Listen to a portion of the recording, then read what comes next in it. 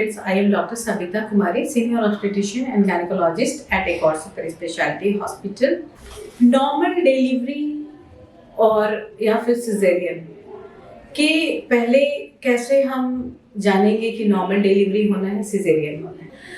आज हम जानेंगे कि क्या साइंस है हमारे, जो आपको क्या महसूस होंगे, सिम्टम्स। साइंस डॉक्टर देखते हैं, सिम्टम्स आपको लक्षण क्या पता चलेंगे जिससे कि आपको immediately you have to rush to hospital for delivery.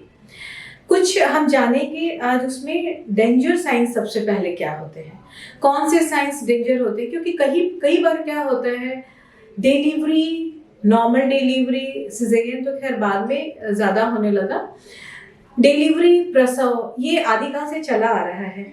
ठीक है, पहले मिडवाइफ्स, पहले घर में ही डिलीवरी होती थी, फिर मिडवाइफ्स थोड़े से हल्के एजुकेटेड आए, फिर लेडी डॉक्टर आ गई और वो स्पेशलाइज तरीके से डिलीवरी कराती हैं। लेकिन ये डिलीवरी की चीज़ें तो चली आ रही है आदिकाल से, तो इसके बारे में कई बार बुजुर्ग जो घर में होते हैं वो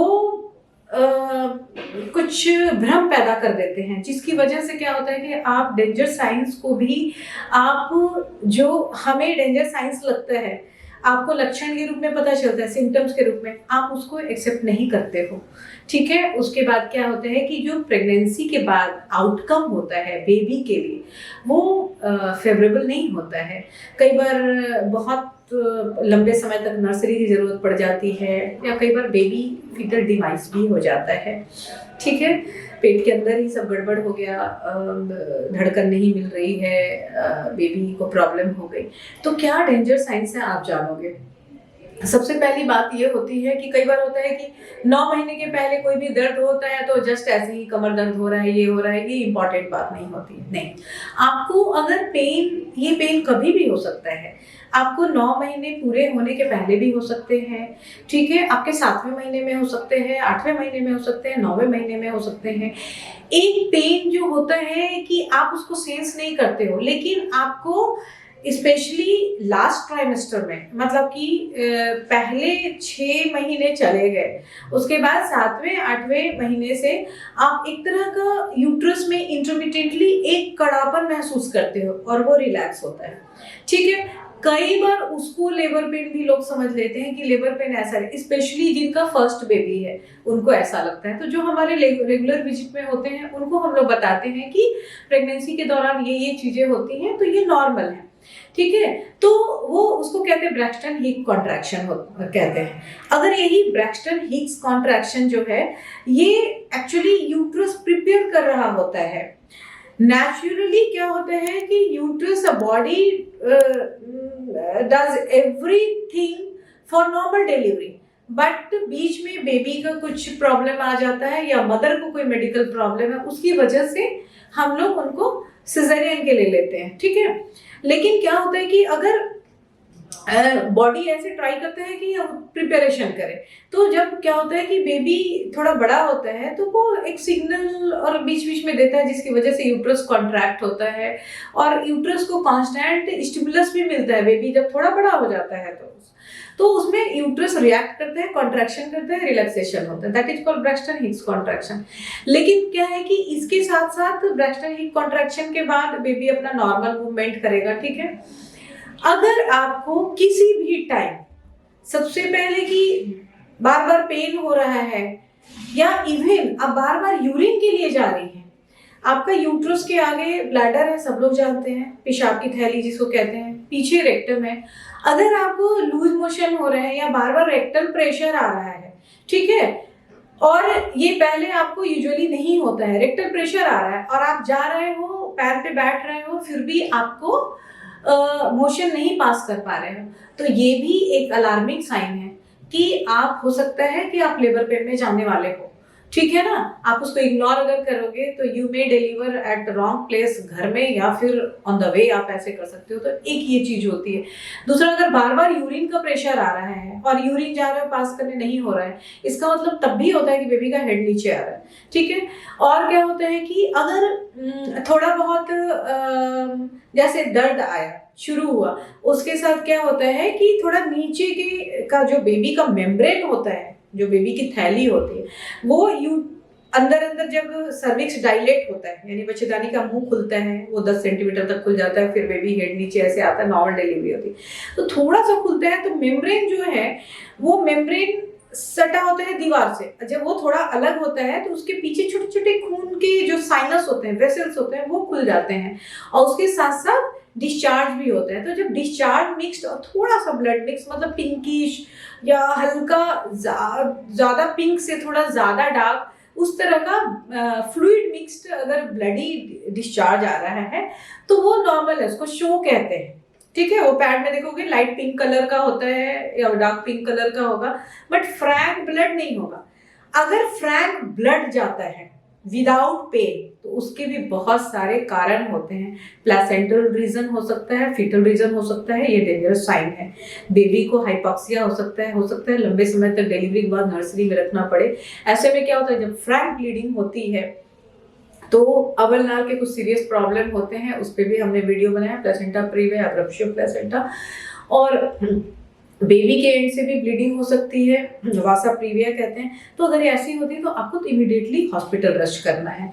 और अगर क्या हो रहा है कि पेन बहुत ज़्यादा हो रहा है, बहुत ज़्यादा कांस्टेंट पेन हो रहा है, लगातार पेन हो रहा है, ठीक है, और उसके साथ आपका यूट्रस बहुत टाइट हो गया है और फ्रैंक ब्लीडिंग भी हो रही है, इसका मतलब हो सकता है कि एब्रप्शन हो, प्लेसेंटा अवल नाल अपनी जगह छोड़ दिया है। ऐसी स्थिति में भी आपको तुरंत हॉस्पिटल जाना है।